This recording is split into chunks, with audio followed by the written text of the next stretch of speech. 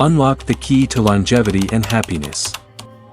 Have you ever wondered why some people seem to grow older with grace, still full of energy, vitality, and sharp minds, while others feel the weight of aging much sooner?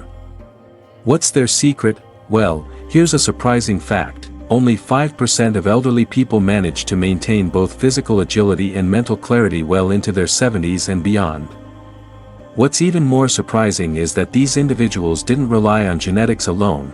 There are habits that play a crucial role in their longevity and well-being.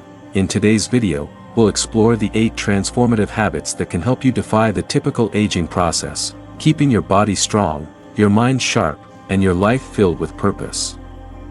The best part? These habits are simple, yet incredibly powerful, and anyone can start them right now. Stay with me until the end to uncover the single most impactful habit that could change everything for you. Don't miss it. Now, before we dive in, I'd love to hear from you. What's your biggest challenge when it comes to aging with grace? Share your thoughts in the comments below, and let's start a conversation. Let's get started. Establish a daily routine, the foundation of a fulfilling life. Imagine waking up each morning with a deep sense of purpose, knowing exactly how you'll spend your day. Now, contrast that with waking up lost, directionless, and weighed down by the uncertainty of time.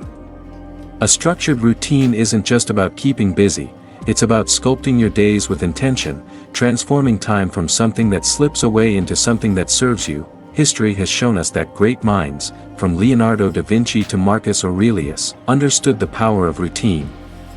Marcus Aurelius, the philosopher king, would rise before dawn to write in his meditations, grounding himself in Stoic wisdom before facing the burdens of the Roman Empire.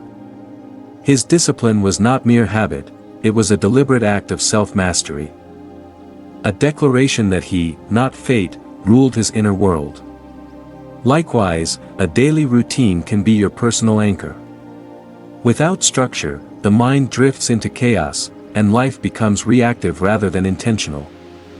Routine is not about dull repetition, it is the art of designing each day with meaning. Eleanor, an 82-year-old former painter, once lived a vibrant life filled with gallery exhibitions and art classes. But as time passed, and her hands grew less steady, she lost her passion. Days blurred together in a monotonous cycle of television and regret. Then, she made a small change. She committed to a structured morning ritual. Each morning, she would wake up, brew her tea, and sketch for 30 minutes. It didn't matter if her lines weren't perfect, what mattered was that she was creating again. That simple habit reignited her spirit. Soon, she began reading art books, visiting local exhibits, and even mentoring young artists online. What started as a morning sketch became a bridge back to life. Neuroscience confirms that routines are not just comforting, they are biologically essential. When we engage in predictable daily patterns, our brains release dopamine, the neurotransmitter associated with motivation and happiness. A structured day reduces decision fatigue, leaving more mental energy for creativity, connection, and joy. Even the simplest routines, morning stretches, an afternoon walk, writing gratitude lists, create a rhythm that aligns the body and mind. They remind you that, no matter how unpredictable life becomes, you still hold the brush that paints your days. So, what will your routine look like? Will it be passive and unstructured, or will it be a masterpiece of intention and purpose? The choice is yours. Prioritize physical movement, the secret to staying young. Aging is not defined by the passing of years but by the loss of movement. The moment you stop using your body, you begin to surrender to time, not because age demands it, but because inactivity accelerates it. The truth is, the human body is designed for movement. From the hunter-gatherers who roamed vast landscapes to the wisdom keepers of ancient civilizations who practiced daily rituals of physical discipline, those who embraced movement thrived, while those who neglected it faded into frailty. History offers striking examples of the power of movement. Take the legendary Japanese physician Dr. Shigeki Hinohara, who lived to the remarkable age of 105. He credited his longevity not to diet alone. but to a life of continuous physical activity. Even in his 90s, he would take the stairs instead of elevators, walk whenever possible, and practice daily stretching. His philosophy was simple: energy comes from movement, not from merely consuming food or resting. When you move, you generate vitality. When you stay still, you invite stagnation, physically and mentally. Consider John, a 74-year-old former athlete who spent decades training, only to gradually let go of exercise after retirement. At first, he felt no major differences, but over time, he noticed his joints stiffening, his reflexes slowing, and his confidence waning. He had once been powerful, agile, and full of life.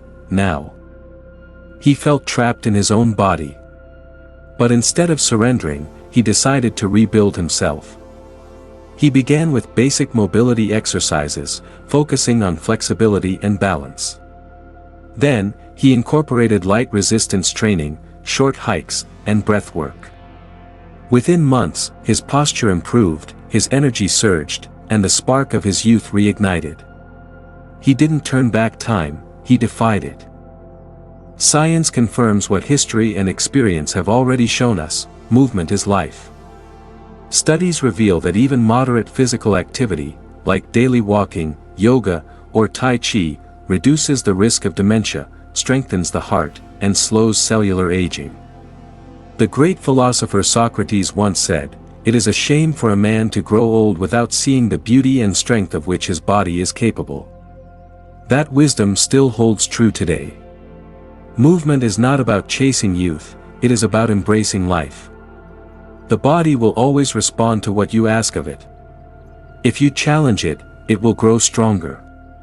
If you neglect it, it will deteriorate. The choice is not whether you will age, but how you will age. Will you allow your body to decay from disuse, or will you command it to thrive through movement? Stay socially engaged, connection is everything. To age without connection is to wither before your time. Human beings are wired for interaction, we thrive in the presence of others, and we suffer in isolation. Studies have shown that chronic loneliness can be as deadly as smoking 15 cigarettes a day, increasing the risk of heart disease, stroke, and cognitive decline. Yet, social isolation often creeps in unnoticed. It begins with small changes: a friend moves away, a spouse passes, children become busy, and suddenly, the world feels quieter. But here's the truth: loneliness is not an inevitable part of aging. It is a condition that can be overcome. If you choose to step forward, history offers profound lessons on the power of connection. Consider the Okinawans of Japan, some of the longest living people on Earth. One of their secrets: moai, lifelong social circles that provide emotional support, laughter, and companionship. From childhood, Okinawans form deep bonds with a small group of friends who remain together for life, sharing joys and burdens alike. This sense of belonging does more than lift spirits, it extends life itself. Scientists have found that those who maintain strong social ties live longer, suffer less depression, and retain sharper mental faculties well into old age. Look at Eleanor Roosevelt, one of the most influential women of the 20th century. After her husband, President Franklin D. Roosevelt, passed away, she could have withdrawn into solitude. Instead, she expanded her social connections, engaging in diplomacy, human rights work, and meaningful conversations with people across the world. She understood a vital truth: staying connected keeps the mind active, the heart engaged, and the spirit alive. And then, there's Harold, a 77-year-old former school principal who found himself drifting into loneliness after retirement. His once busy life had slowed, his phone rang less often, and he convinced himself that people simply didn't need him anymore. But instead of accepting isolation, he made a different choice. He joined a local book club, began mentoring young teachers online, and reached out to old colleagues just to catch up. What started as small efforts blossomed into a renewed sense of purpose. He wasn't just surviving, he was living. Connection is not about having dozens of friends or attending endless social events. It's about meaningful interaction, sharing a conversation, offering kindness, feeling heard. Whether it's rekindling old friendships, joining a group, volunteering, or simply smiling at a stranger, every interaction weaves you back into the fabric of life. The world is full of people seeking connection. Just like you. The question is, will you reach out? Keep your mind stimulated, never stop learning. A stagnant mind is the quickest path to an unfulfilled life. While many assume that aging comes with an inevitable decline in cognitive ability, science tells us otherwise. The brain, much like a muscle, can be strengthened and sharpened through consistent use. The difference between those who remain mentally agile into their 80s and 90s and those who fade into forgetfulness is not genetics, it's engagement. Consider Leonardo da Vinci, a man whose insatiable curiosity never waned. Even in his final years, he filled notebooks with sketches, observations, and ideas that would later inspire generations. His mind remained as active at 67 as it was in his youth because he never stopped questioning. Never stopped learning. This is a lesson that applies to all of us. The moment we stop challenging our minds, we begin to decline. Modern research backs this up. A study on superagers, individuals in their 80s and beyond who maintain exceptional cognitive function, found that they all share one common trait: mental resilience built through continuous learning and problem solving. Whether it's playing chess, picking up a new language, or even learning to play a musical instrument, these activities forge new neural connections, keeping the brain flexible and sharp. Take Albert, a retired doctor who, at 81, found himself slipping into a routine of passive entertainment, watching television, rereading the same books, and having the same conversations. Then one day, he decided to disrupt the pattern. He enrolled in a philosophy course, began writing short stories, and even started debating online. Within months, he felt more engaged, more alive. His memory improved, his conversations became more vibrant, and he rediscovered the joy of intellectual challenge. The world is full of things waiting to be discovered. Whether it's mastering a new recipe, solving logic puzzles, or exploring history's great mysteries, every new challenge keeps your mind awake. It's not about age, it's about attitude. A life well lived is one where learning never stops. Practice gratitude, focus on what you have, not what you've lost. Life is a series of changes, some welcomed, others painful. As the years pass, it's easy to dwell on what has faded: youthful energy, old friendships, past opportunities. But here's a truth that sages and philosophers have understood for centuries: gratitude is the key to lasting happiness. It is not about ignoring hardships, it is about choosing where to place your focus. Consider Viktor Frankl, a Holocaust survivor who endured unimaginable suffering.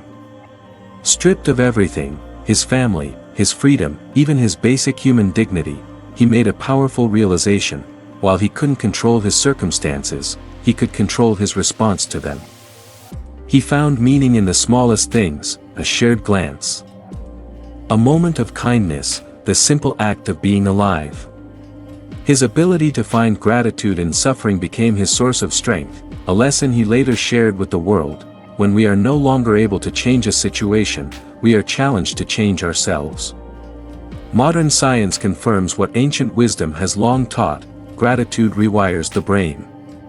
Studies show that those who regularly practice gratitude have lower stress levels, improved sleep, and even stronger immune systems. Why? Because gratitude shifts the mind from scarcity to abundance. It reminds us that, despite our losses, life still offers moments of beauty. Take Margaret, a retired artist who once struggled with loneliness. At 82, she found herself focusing on everything she had lost: her late husband, her declining eyesight, the gallery she once owned.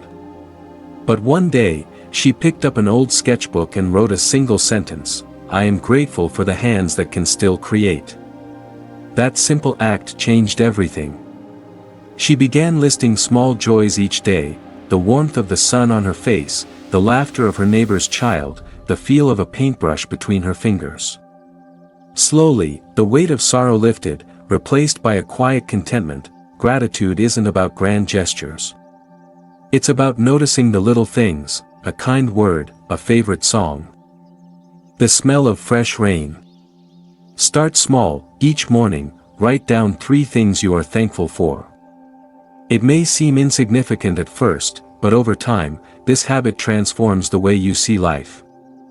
Because when you focus on what remains, rather than what is gone, you realize something profound: there is still so much to be grateful for. Find purpose through helping others. In a world where personal success is often emphasized, it's easy to overlook one of the most fulfilling aspects of life: helping others. The truth is, the act of giving not only elevates those around you, but it also elevates you. It nurtures your sense of worth and purpose in a way nothing else can. Consider the story of Mahatma Gandhi, who spent his entire life dedicated to serving others. Despite the hardships he faced, including imprisonment and personal sacrifice, he never wavered from his commitment to humanity. His powerful belief that the best way to find yourself is to lose yourself in the service of others resonates deeply with the truth that fulfillment doesn't come from what you accumulate, but from what you give away. The psychological impact of helping others is profound. Research shows that acts of kindness release dopamine, the brain's feel-good chemical. In fact, one study found that participants who gave time or resources to others reported feeling happier and more connected than those who only received. It turns out that helping others doesn't just benefit them, it changes your brain chemistry, creating a lasting sense of fulfillment. Margaret, an 82-year-old retired nurse, was facing a deep sense of purposelessness after years of taking care of others. She had spent decades providing care, but as she aged, she found herself missing the meaningful connections that had once filled her life. One day, a friend suggested that she volunteer at a local food bank. Margaret was hesitant at first. She thought she was too old, too tired, and too disconnected to make a difference. But the moment she stepped into that food bank, something inside her shifted. Helping others reignited the spark of purpose she had lost. She made new friends, felt valued, and, most importantly, found joy in giving. This sense of purpose through helping others isn't exclusive to large acts. Sometimes it's the small, everyday gestures, helping a neighbor with their groceries, offering a listening ear to a lonely friend, or simply sharing your wisdom with younger generations, that can profoundly impact both their lives and your own. These acts of kindness bind us together, creating a network of support and compassion. The act of giving doesn't just enhance your life, it transforms the lives of those around you. Whether through volunteering, mentoring, or simply offering a kind word, your involvement in the well-being of others builds a legacy of connection and joy that far surpasses any material achievement. When you help others, you find a purpose that transcends age, creating a deeper, more meaningful life. Create something every day. The power of creativity. As time passes, it's easy to feel like the world around you is moving on without you. It's tempting to believe that creativity is reserved for the young, the bold, or those with a natural talent. But the truth is, creativity is a lifelong gift, a tool that allows you to leave an imprint on the world, no matter your age. In fact, some of the greatest creative works were born later in life, proving that the capacity for innovation and self-expression doesn't fade, it evolves. Take the legendary artist, Grandma Moses, as an example. At the age of 78, she began painting, and within a decade, she became one of America's most beloved folk artists. Her journey is a testament to the idea that creativity is ageless. What's more, she continued to paint until her death at 101, showing that it was not just a passion but a sustaining force that infused her later years with purpose. Creativity is not bound by the canvas or musical scales, it's an invitation to engage with life in an entirely new way. It's about taking what's in your heart and mind and manifesting it in the world, no matter how big or small. It could be in the form of gardening, where each plant you nurture becomes a piece of your own creation. It could be through writing, where your thoughts, experiences, and reflections come together in ways that not only express who you are but also connect you with others. Creativity doesn't demand perfection, it demands presence. engagement, and a willingness to explore. Helen, a 79-year-old retired secretary, discovered this firsthand when she took up playing the keyboard after retirement. For years, she had dreamed of learning to play an instrument, but the demands of work and family never allowed for it. Now, with more time on her hands, she purchased a small keyboard and began practicing daily. At first, her fingers stumbled across the keys, and the notes felt foreign. Yet, her persistence paid off. Within a few months, she could play her favorite songs with ease. More than just mastering music, Helen found a daily ritual that filled her with anticipation and satisfaction. It was her personal outlet for self-expression, a way to engage with the world around her in a creative, joyful manner. The act of creation, whether through writing, cooking, knitting, or painting, brings more than just the joy of completion. It sharpens the mind and boosts emotional well-being. Creating something every day provides a profound sense of accomplishment. It keeps the mind agile, fostering problem-solving and critical thinking. When you create, you're not just making something, you're shaping your own sense of self-worth, proving to yourself that you still have the power to impact the world, no matter the stage of life you're in. It doesn't matter if you've never considered yourself a creative person. Creativity is a mindset, not a gift. The act of trying, of pushing beyond what you thought possible, brings growth. Start with something small, something that excites you, and dedicate time to it every day. It could be a poem, a sketch, a meal, or even a garden full of blooms. Whatever it is, it's yours, and it's a testament to your vitality, your imagination, and your ability to connect with the world in a meaningful way.